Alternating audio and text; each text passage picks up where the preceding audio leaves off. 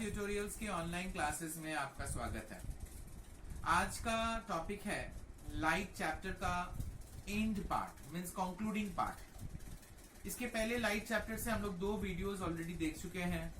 एक था spherical mirrors, एक था रिफ्रैक्शन ऑफ लाइट। आज का जो वीडियो है इसमें हम लोग प्रिज्म का डिस्पर्शन ऑफ लाइट, ह्यूमन आई और स्कैटरिंग ऑफ लाइट को लेकर जो एंड पार्ट है, छोटा सा पार्ट है, उसको कवर किए हैं। और एक बहुत ही इंपॉर्टेंट चीज कवर किए हैं जो मैंने पहला वीडियो में आपको बताया था, वो है ज्योमेट्रिकल प्रूफ्स। इस चैप्टर में दो इंपॉर्टेंट प्रूफ्स हैं जो हमेशा आते रहते हैं, ऑल्टरनेट ईयर्स में आते रहते हैं। वो दोनों ज्योमेट्रिकल प्रूफ्स हम लोग इस वीडियो में कवर किए हैं। तो उम्मीद है कि आप लोग को ये वीडियो बहुत अच्छा लगेगा और अंत तक देखिएगा, क्योंकि एंड पार्ट में ही वो दोनों ज्योमेट्रिकल प्रूफ्स दिखाए गए हैं। तो सबसे पहले आज हम लोग जो स्टार्ट कर रहे हैं, लेकिन एक बात बताना जरूरी है और ये मैं हर वीडियो में भूल जाता हूं, वो है इस बुक के बारे में। आप लोग देखते होंगे ये बुक मेरा नहीं है और ये बुक मेरा एक बहुत ही फेवरेट स्टूडेंट शिवांगी यादव का है। इस लॉकडाउन की परिस्थिति में जहां कोई भी दूसरे के घर नहीं जा रहा है और अपने घर में बैठ के पढ़ रहा है, ये स्टूडेंट मुझे अपना बुक दी है पढ़ने के लिए और ये वीडियो सारा बनाने के लिए। अपना पढ़ाई में थोड़ा नुकसान भी कर रही है, लेकिन मेरा ये वीडियो बनाने में उसका पूरा योगदान है, इसलिए मैं उसको धन्यवाद जरूर देना चाहूंगा। और आप लोगों को बताना चाहूंगा कि इसी तरीके से इंसान जब किसी को हेल्प करता है तो वो दूसरे के नजर में बड़ा हो जाता है। चलिए आते हैं टॉपिक पर। तो हम लोग का पढ़ाई स्टार्ट होगा सबसे पहले ह्यूमन आई और कैमरा के बीच में एक कॉम्पैरेटिव स्टडी को लेकर। मतलब हम लोग जानते हैं कि कैमरा, हम लोग सबको आजकल मोबाइल यूज करते हैं, मोबाइल में कैमरा है और वो कैमरा हम लोग जितना चाहे फोटो खींचते रहते हैं। तो उसमें जो प्रोसीड्योर होता है, ठीक उसी तरह हमारा ह्यूमन आई भी एक कैमरा के भांति अपना काम करता है। उसमें भी लेंस है, इसमें भी लेंस है, उसमें भी डायफ्रागम है, यहाँ पर भी चेंबर है, यहाँ पर भी अपर्चर है, यहाँ पर भी अपर्चर है। तो एक तरह से आपको इसमें यही सबसे पहले पढ़ना होगा कि ह्यूमन आई और लेंस कैमरा, इन दोनों के बीच में क्या समानताएं और असमानताएं हैं। असमानताएं तो ऑब्वियसली होंगे, एक आर्टिफिशियल है, एक नेचुरल है, एक ह्यूमन बॉडी में है, एक बाहर में है। तो अंतर तो आप लोग आराम से लिख लीजिएगा, लेकिन जो मेन पॉइंट आपको याद करना होगा वो है दोनों के बीच में सिमिलरिटीज। ये दो तीन पॉइंट्स आप लोग को ज्यादा से ज्यादा पढ़ना है, ये आप लोग पढ़ लीजिएगा। जो मैंने अभी बताया कि एक है, इसके अंदर भी चेंबर है जो कि लाइट प्रूफ है, आई के अंदर भी सेम बात है। दूसरा बात है एपर्चर, जो लाइट को कंट्रोल करता है आई के अंदर प्रवेश करने में, वो कैमरा में भी उपस्थित है और ह्यूमन आई में भी उपस्थित है, वो रोल करता है आइरिस। तो ये गया फर्स्ट टॉपिक। इसके बाद ह्यूमन आई के डिफरेंट पार्ट्स को आपको पढ़ना है। ये चीज ऑलरेडी हम लोग नर्वस सिस्टम लाइफ साइंस में पढ़ चुके हैं, ह्यूमन आई और उसके बहुत सारे पार्ट्स का फंक्शन, जैसे sclera, cornea, choroid, iris, lens, retina, optic nerve, ये सारे चीज हम लोग ऑलरेडी पढ़ चुके हैं और ये सेकेंड टाइम हम लोग को यहाँ फिजिकल साइंस में देखने को मिल रहा है। तो इसीलिए आप लोग को ये ज्यादा परेशानी नहीं होगा, क्योंकि इस सब से आप पहले ही भली भांति परिचित हैं। तो ये सारी चीज आपको देख लेना होगा, एक बार फिर से रिवाइज कर लीजिएगा। फिर से मैं रिपीट कर रहा हूँ, ध्यान रखिएगा, हर वीडियो में बोलता रहता हूँ कि इंपॉर्टेंट टिप्स मैं आपको देता रहता हूँ और आप लोग जरूर इसको उतारते भी होंगे। ये iris, cornea, choroid, retina, optic nerve, blind spot, ये सब कुछ इंपॉर्टेंट पार्ट्स हैं जो हमेशा परीक्षा में पूछे जाते हैं कि इनका फंक्शंस क्या है। तो ये आई का पार्ट है जो कि आपको बहुत आसानी से आप कर लीजिएगा। इसके बाद आपको जो पढ़ना है, वो भी लाइफ साइंस में नर्वस सिस्टम में था, वो है मैकेनिज्म ऑफ विजन, अर्थात हम लोग कैसे कोई चीज को देखते हैं, देखने का हम लोग का जो क्रिया विधि है उसको हमें पढ़ना होगा। ये कैसे संभव होता है ना, लाइट जब हमारे आंख में एंटर करता है, सबसे पहले कॉर्निया, आइरिस और लेंस को पार करते हुए उसका एक उल्टा image, real inverted image retina पे जाके बनते हैं और उस रियल इन्वर्टेड इमेज का जो इम्पल्स है वो ऑप्टिक नर्व से होते हुए सीधा नर्वस सिस्टम अर्थात ब्रेन में जाकर उसका दोबारा एक इन्वर्टेड इमेज बनता है, तब जाके ये एक इरेक्ट इमेज होकर हमारे सामने आता है। अर्थात हमारे इस आंख के अंदर ये जो पूरा विजन का प्रोसीड्योर है, इसमें डबल इमेज फॉर्मेशन होता है। पहली बार इमेज बनता है रेटिना पर और उसी रेटिना का डबल इमेज फॉर्म होता है ब्रेन पर। तो ये चीज आपको थोड़ा सा नोट्स हमारा है, उसको आप लोग जरूर देख लीजिएगा। इसको आपको समझना है। इसके बाद हम लोग आते हैं defects of vision. Defects of vision माने दृष्टि दोष। ये हम लोग सबको इससे परिचित है, सभी के पास चश्मा बहुत जन पहनते ही हैं। आप लोग जानते हो कि किसी को दूर का नहीं दिखता है तो किसी को सामने का नहीं दिखता है। तो दो हम लोग मेन चीज जो है पढ़ेंगे, इसके अलावा भी एक दो और आंखों के बीमारी के बारे में हम लोग को जानना होगा, जैसे मायोपिया और हाइपरमेट्रोपिया। मायोपिया शॉर्ट साइटेडनेस है, अर्थात जहां हम लोग सामने का देख पाते हैं, दूर का नजर ठीक से नहीं आता है। और दूसरी ओर हाइपरमेट्रोपिया, जहां हमें दूर का दिखता है लेकिन सामने छोटे अक्षर हमको अच्छे से नजर नहीं आते हैं। तो ये दोनों के कारण क्या है, क्यों हमें ऐसा होता है, और दोनों को हम लोग कैसे, कौन सा चश्मा पहने, मीन्स कौन सा लेंस लगाए उसमें, ताकि ये जो है रोग, ये दोष हमारा दूर हो जाए। इसके अलावा भी आंख में हम लोग कलर ब्लाइंडनेस होता है, मोतियाबिंद होता है, ये सब चीज भी आप लोग अच्छे से जानते हैं। इसके बाद जो हमें जानना होगा वो है dispersion of light. Dispersion of light को हम लोग हिंदी में बोलते हैं वर्ण विक्षेपण। वर्ण विक्षेपण क्या होती है ना, जब सफेद प्रकाश एक प्रिज्म से होकर गुजरती है, वो 7 रंगों में बढ़ जाती है। इसी प्रोसेस को हम लोग डिस्पर्शन ऑफ लाइट कहते हैं। ख्याल करिएगा कि इसमें व्हाइट लाइट रे बोलना बहुत जरूरी है, क्योंकि व्हाइट लाइट रे एक ऐसा कलर है जिसके अंदर 7 रंग उपस्थित है, और इसीलिए जब वो प्रिज्म को पार करते वो 7 रंगों में बढ़ जाते हैं। तो 7 रंगों में बढ़ने का कारण क्या है, ये क्वेश्चन आता है कि what is the cause of dispersion. तो उसका कारण है कि जो सभी रंग उपस्थित है सफेद प्रकाश में, उनके अपने अपने वेवलेंथ अलग होते हैं, और अलग अलग वेवलेंथ होने के कारण सब अलग अलग दिशा में मुड़ते हैं। और यही कारण है कि सबसे नीचे वायलेट होता है तो सबसे ऊपर रेड होता है। जब आप लोग देखिएगा डिस्पर्शन का जो फिगर किताब में दिया गया है, तो विब्ग्योर बना रहता है, VIBGYOR, violet, indigo, blue, green, yellow, orange, red.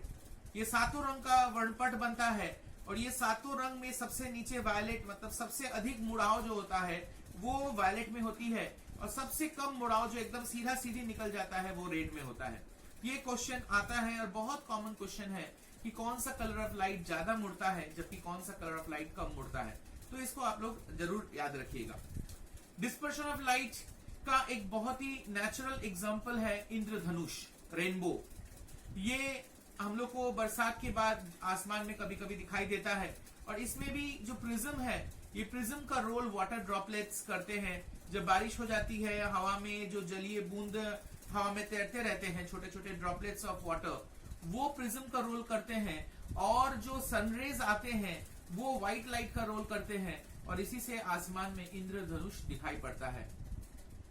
Dispersion of light के बाद आता है मोनोक्रोमैटिक एंड पॉलीक्रोमैटिक लाइट।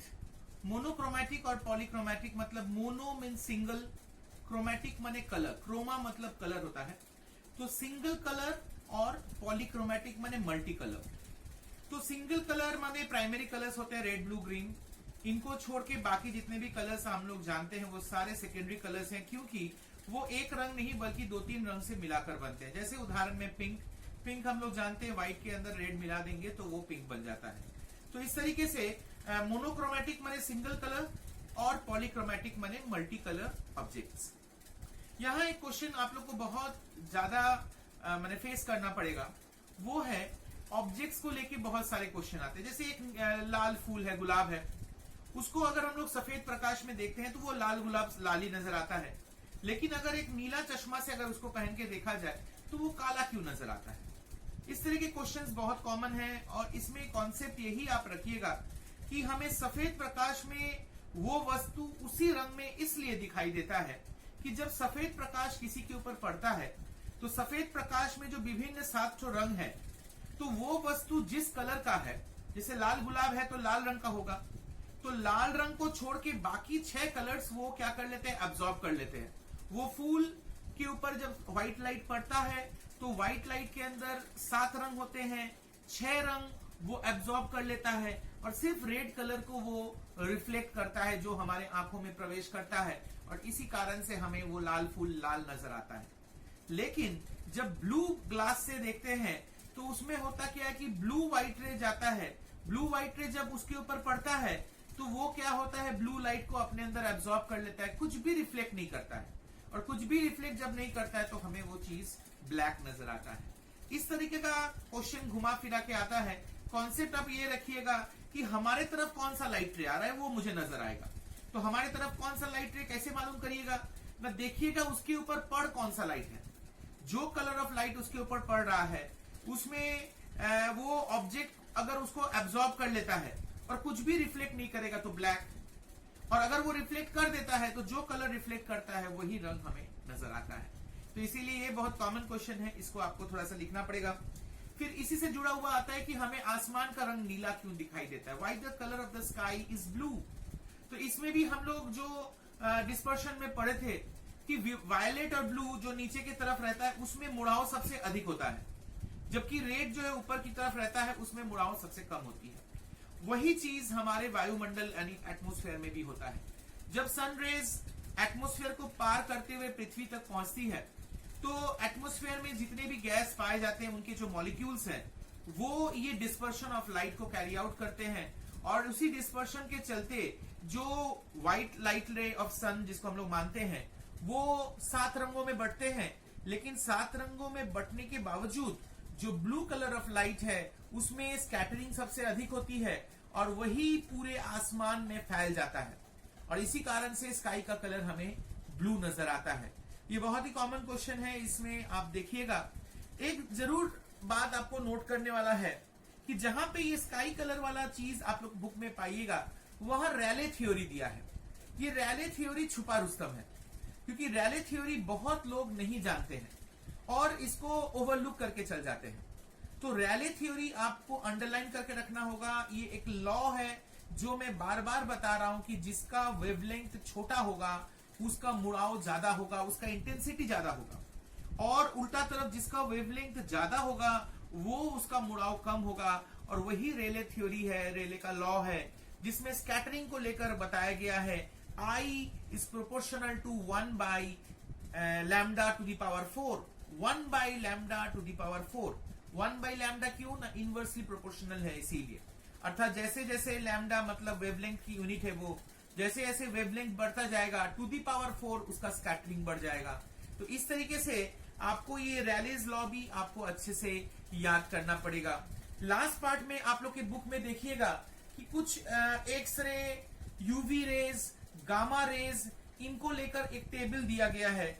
उसमें यूजेस आपको जानना है, एक्सरे कहाँ यूज होता है, गामा रेज कैंसर ट्रीटमेंट में यूज होता है, यूवी रेज अल्ट्रावायलेट रेज आप जानते हो वो भी जो है कई बीमारी के ट्रीटमेंट में यूज होता है। उनके यूजेस पढ़ने होंगे, उनके हार्मफुल इफेक्ट्स आप जानते ही हो। यूवी रेज हमारे स्किन में पड़े तो वो जो है बीमारी का कारण बन सकता है, और अगर गामा रेज और एक्स रेज इनका भी जो है हमें हार्मफुल इफेक्ट्स जानने होंगे। इसमें एक क्वेश्चन जो माने मिसिंग रहता है, जो बहुत लोग नहीं ध्यान रखते हैं, वो है इसके वेवलेंथ का ऑर्डर। कभी कभी परीक्षा में ये भी पूछा जाता है कि इनका इंक्रीजिंग वेवलेंथ या डिक्रीजिंग वेवलेंथ में इसको सजाओ, तो उसका वेवलेंथ देखिएगा उसके ऊपर लिखा हुआ है, उसको थोड़ा ध्यान दीजिएगा ताकि उसका ऑर्डर आप ध्यान रखिए। तो इस टेबल में आपको यूजेस पढ़ने हैं, हार्मफुल इफेक्ट्स पढ़ने हैं, और इसका वेवलेंथ का इंक्रीजिंग और डिक्रीजिंग ऑर्डर में से कोई एक बार हम लोग रिवाइज कर लेते हैं। सबसे पहले हम लोग बताए थे ह्यूमन आई और कैमरा के बीच में एक कॉम्पैरेटिव स्टडी। तो यहाँ देखिए हम लोग 2 पॉइंट देख रहे हैं। Eyeball acts as a light proof chamber, मतलब ह्यूमन आई के अंदर लाइट प्रूफ चेंबर का काम आई बॉल करता है। कैमरा में ऑब्वियसली लाइट प्रूफ चेंबर पहले से ही प्रेजेंट रहता है। दूसरा एपर्चर, एपर्चर यहाँ पे आइरिस ये काम करता है, कैमरा में ये काम डायफ्रागम करता है। तो इस तरह 2 पॉइंट हमने यहाँ लिखा, इस तरह 1-2 पॉइंट्स और भी आप लोग बुक से लिख सकते हैं। डिफरेंट पार्ट्स ऑफ ह्यूमन आई जो मैंने आपको बताया था, इसमें ये सब हमने ऑलरेडी आपको बताया, कॉर्निया, स्क्लेरा, कोरॉइड, इन सब का फंक्शंस आपको पढ़ना है। ये बहुत कोई बड़ा इशू नहीं है, आप लोग इसको आराम से कर सकते हैं। मैकेनिज्म ऑफ विजन को अगर देखिए तो ये एक आई का छोटा मोटा फिगर हम बनाए हैं, और इस फिगर में देखिए लाइट रे इस तरीके से लेंस के ऊपर आ रहा है, पहले कॉर्निया को पार करके, कॉर्निया आउटर लेयर है, कॉर्निया को पार करके जब ये लेंस में पड़ता है और लेंस से रिफ्रैक्शन होकर कॉन्वर्ज होता है रेटिना पर। रेटिना ये बैक स्क्रीन है, रेटिना पर सबसे पहले इमेज बनता है। यहाँ पे जो इमेज बनता है वो रियल और इन्वर्टेड इमेज बनता है। इसी इमेज का इम्पल्स ऑप्टिक नर्व, देखिए ये ऑप्टिक नर्व है, इसी ऑप्टिक नर्व इस इम्पल्स को कलेक्ट करके रेटिना से ले जाती है सीएनएस मतलब ब्रेन पास, और ब्रेन में जाकर वापस वहां पे एक इन्वर्टेड इमेज बनता है जो कि यहाँ उल्टा है, और उल्टा का उल्टा मतलब वहां जाके वो सीधा इमेज बनता है, और जिसके कारण से हमें ये ऑब्जेक्ट सीधा दिखाई देती है। तो ये मैकेनिज्म ऑफ विजन का फ्लो चार्ट भी कभी कभी फ्लो चार्ट के रूप में आता है, तो इसको आप लोग को थोड़ा सा देख लेना होगा। सॉरी। इसके बाद defects of vision, myopia cause क्या है ना, इलोंगेशन ऑफ आई बॉल, मतलब आई बॉल नेत्र गोलक, इलोंगेशन मतलब बड़ा हो जाना, जिसके कारण से मायोपिया होती है। मायोपिया मतलब सामने का दिखता है, दूर का नहीं दिखता है। इसको दूर करने का उपाय कॉन्केव लेंस लगाओ, जो चश्मा में हम लोग यूज करते हैं। दूसरी ओर हाइपरमेट्रोपिया, इसका कारण क्या है, शॉर्टनिंग ऑफ आई बॉल, और इसको दूर करने का उपाय है कॉन्वेक्स लेंस। तो हाइपरमेट्रोपिया में क्या होता है ना, हमें दूर का नजर आता है और सामने का नजर नहीं आता। इसका कारण क्या है ना, नेत्र गोलक जो होता है छोटा हो जाता है, जिसके कारण से ये होता है। अब हम लोग डिस्पर्शन ऑफ लाइट में देखिए, ये व्हाइट लाइट रे है। व्हाइट लाइट रे जब प्रिज्म को पार करती है तो इस तरीके से वो स्कैटर हो जाते हैं अलग अलग रंगों में। यहाँ पे हम लोग विब्ग्योर देख रहे हैं, सबसे नीचे वी और सबसे ऊपर आर, अर्थात violet, indigo, blue, green, yellow, orange और रेड, इस तरीके से 7 रंगों में बढ़ते हैं। इसके कारण क्या है ना, वेरिंग वेवलेंथ। वेरिंग वेवलेंथ माने ये जो 7 रंग हैं उनके वेवलेंथ अलग अलग हैं, और इसी कारण से ये अलग अलग एंगल्स में मुड़ते हैं। इसके बाद हम लोग मोनोक्रोमेटिक और पॉलीक्रोमेटिक के बारे में बात कर चुके हैं। कलर्स ऑफ डिफरेंट ऑब्जेक्ट्स में वो फूल वाला जो उदाहरण दिए थे, वही चीज इसमें है, इसको आप लोग को याद रखना होगा। ब्लू कलर ऑफ स्काई, वही कारण है जहां पर रैले थ्योरी को यूज किया जाता है, और इसी कारण से हमें आसमान का रंग ब्लू नजर आता है। रैले थ्योरी को अगर अलग से मैथमेटिकल फॉर्म देखा जाए तो यही है, आई इज प्रोपोर्शनल टू 1/λ⁴। ये इसका मैथमेटिकल फॉर्म है। इसका स्टेटमेंट भी बुक में दिया गया है, इसको जरूर जरूर जरूर याद रखिएगा, क्योंकि ये बहुत बहुत मतलब इग्नोर्ड हो जाते हैं, और बाद में परीक्षा में आते हैं तो बच्चे लोग बहुत जो है मैंने सरप्राइज हो जाते हैं ये कहां से मिला, तो इसको जरूर ख्याल रखिएगा। अंत में टेबल में जो मैंने आपको बताया था, uses and harmful effects of UV rays, X rays and gamma rays, जिनके वेवलेंथ भी आपको पढ़ने हैं। अब आते हैं हम लोग ज्योमेट्रिकल प्रूफ में। R is equal to 2F, जो हम लोग फर्स्ट वीडियो में इसका उल्लेख किए थे। इसका सेंटेंस में अगर ये क्वेश्चन आता है तो इस तरीके से आएगा कि relation between the focal length and the radius of curvature of a mirror. यहाँ रेडियस ऑफ कर्वेचर R और फोकल लेंथ को F से संबोधित किया जाता है। तो यहाँ आप देख रहे हैं कि 2 फिगर यहाँ पर आपके सामने है, कॉन्केव और कॉन्वेक्स मिरर, दोनों एक ही तरह का है, सिर्फ दोनों का शेप अलग है। यहाँ ये आप देख रहे हैं OA जो है इंसिडेंट रे है, और ये एक Q के बराबर रिफ्लेक्ट हुआ है। AC जो है इसका नॉर्मल है, जिसके कारण से यहाँ 2 एंगल्स बने हैं, एक ये angle I, angle of incidence, ये एंगल ऑफ रिफ्लेक्शन। अब हम लोग इसी चीज को यहाँ पर भाषा के रूप में लिखे आए हैं। सीधा हम लोग प्रूफ में चले आते हैं। ये जो लिखा हुआ है ये इसी चीज का जो मैंने अभी बताया उसी का डिस्क्रिप्शन है। तो क्या लिखा गया है, OA parallel to XY, OA parallel to XY। XY क्या है, प्रिंसिपल एक्सिस है, और इसी का पैरेलल ये लाइट रे गया है। और यहाँ AC क्या है, ट्रांसवर्सल है।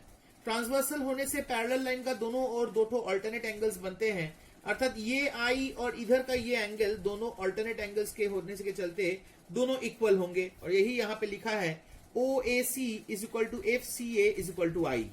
OAC अर्थात ये एंगल, FCA अर्थात ये एंगल, दोनों इक्वल हो गए और दोनों का वैल्यू क्या हो गया, I हो गया। दूसरी ओर अगर हम लोग देखें तो ये जो एंगल ऑफ इंसिडेंस और रिफ्लेक्शन का बात है, तो ये I और ये R दोनों इक्वल होंगे, अर्थात यहां पर भी ये दोनों I के बराबर हो सकते हैं। और यहां अगर ये छोटा सा ट्रायंगल को अगर आप देखिए, इस ध्यान से देखिए, ये जो छोटा ट्रायंगल है उसमें ये एंगल भी I हो गया और ये एंगल भी I हो गया। तो एक ट्रायंगल में अगर 2 एंगल्स इक्वल होते हैं तो उसके दोनों साइड्स भी इक्वल होते हैं, अर्थात FA और FC दोनों क्या हो गए, इक्वल हो गए।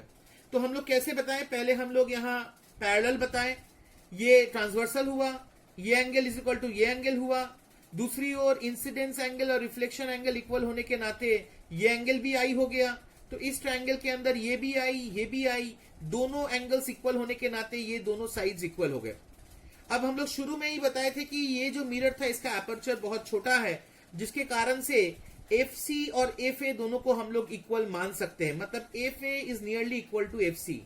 तो FA अगर FC का बराबर है और FA इसके बराबर है तो ये दोनों भी क्या हो गए, आपस में बराबर हो गए, अर्थात CF is equal to FC। तो FC को हम लोग फोकल लेंथ बोलते हैं, तो focal length is equal to माने आधा हो जाता है टोटल का। और यही चीज हम लोग यहाँ नीचे में देखिए लिखे हैं, FP is equal to FC, अर्थात CP is equal to 2FP, अर्थात R is equal to 2F। ये आपका प्रूफ सिद्ध हो जाता है। तो इस तरीके से आप देख रहे हैं कि ये प्रूफ जो है आपको बहुत आसानी से आप इसको याद कर सकते हैं। ये फिगर अगर आप लोग ध्यान से देखिएगा उसी का यहाँ पे डिस्क्रिप्शन लिखा गया है और ये प्रूफ जो है आप आराम से कर सकते हैं। अब आते हैं हम लोग दूसरे प्रूफ में। यहाँ आप देख रहे हैं delta is equal to I1 plus I2 minus A, ये आपको प्रूफ करना है। यहाँ जो फिगर है ये भी थोड़ा कॉम्प्लिकेटेड है, लेकिन अगर आप ध्यान से देखिएगा तो आराम से इसको समझ सकते हैं। ये ABC एक प्रिज्म है और इसमें OP इंसिडेंट रे है। OP इंसिडेंट रे होने के बाद ये PQ के बराबर रिफ्रैक्ट होता है और फिर QR के बराबर ये इमर्ज होके बाहर निकल आता है। इसके चलते यहां पर एक एंगल ऑफ इंसिडेंस बनता है जो I1 से लिखा गया है, फिर यहां एक एंगल ऑफ रिफ्रैक्शन बनता है जो R1 से लिखा गया है। आगे बढ़ के लाइट रे जब यहां से बाहर निकलती है तो यहां दूसरा एंगल ऑफ इंसिडेंस बनता है जो R2 है, और यहां से इमर्ज जब बाहर कर जाता है तो यहां एक और एक एंगल बनता है जिसको हम लोग I2 बोले हैं, इसको हम लोग एंगल ऑफ इमर्जेंस बोलते हैं। एक बार फिर से रिपीट करते हैं, OP इंसिडेंट रे है, यहां से PQ रिफ्रैक्टेड रे है, यहां से QR इमर्जेंट रे है। यहां OP इंसिडेंट के चलते ये पहला एंगल ऑफ इंसिडेंस है जिसको I1 बोला गया है। PQ रिफ्रैक्टेड रे होने के नाते यहां एक एंगल ऑफ रिफ्रैक्शन है जो R1 है। आगे बढ़कर ये वापस इंसिडेंट होता है तो R2 जो है दूसरा एंगल ऑफ इंसिडेंस है, और यहां से इमर्ज होके QR के रूप में बाहर आता है तो ये जो एंगल बना I2 ये एंगल ऑफ इमर्जेंस है।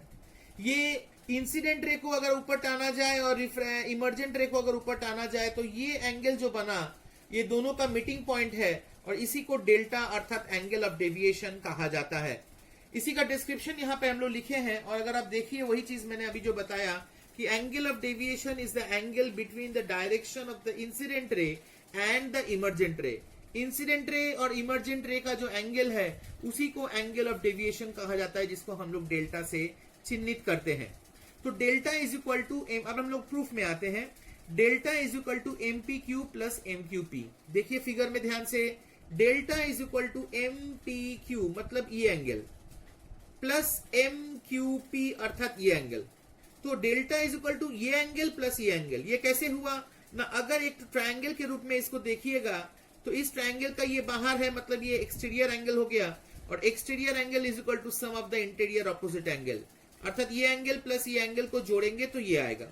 अब बात आता है कि ये एंगल का वैल्यू निकालिए और ये एंगल का वैल्यू निकालिए। तो इस एंगल का वैल्यू क्या होगा, गौर से देखिए कि इधर ये I1 है, I1, तो ये अगर I1 होगा तो ये भी क्या होगा, I1 होगा वर्टिकली ऑपोजिट के रूप में।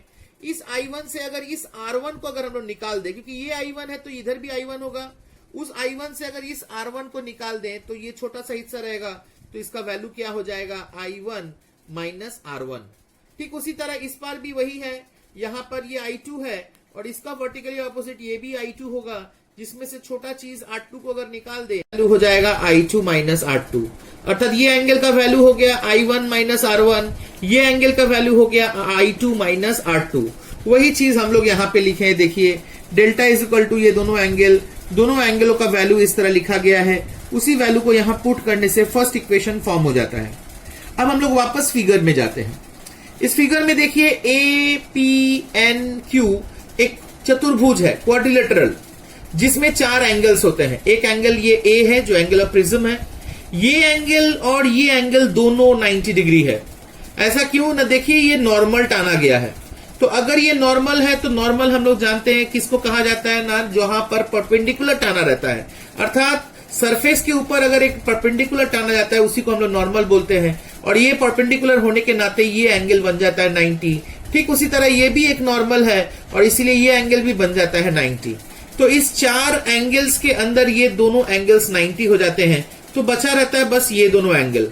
यही चीज हम लोग यहाँ पे लिखे हैं, इन क्वाड्रिलेटरल APNQ चारों एंगल का नाम पहले लिखे हैं कि चारों को जोड़ने पर 360 होगा, जिसमें से दोनों का वैल्यू 90 मतलब 180 को अगर उस पार भेज के माइनस कर देंगे तो A plus PNQ is equal to 180, और A को अगर उधर भेज देते हैं तो PNQ is equal to 180 minus A, ये आपका इक्वेशन 2 है। PNQ ख्याल करिए, फिगर में देखिए PNQ कहाँ है, PNQ मतलब ये एंगल का बात कर रहे हैं। इस एंगल का वैल्यू हम लोग क्या निकाले हैं, 180 माइनस A निकाले हैं।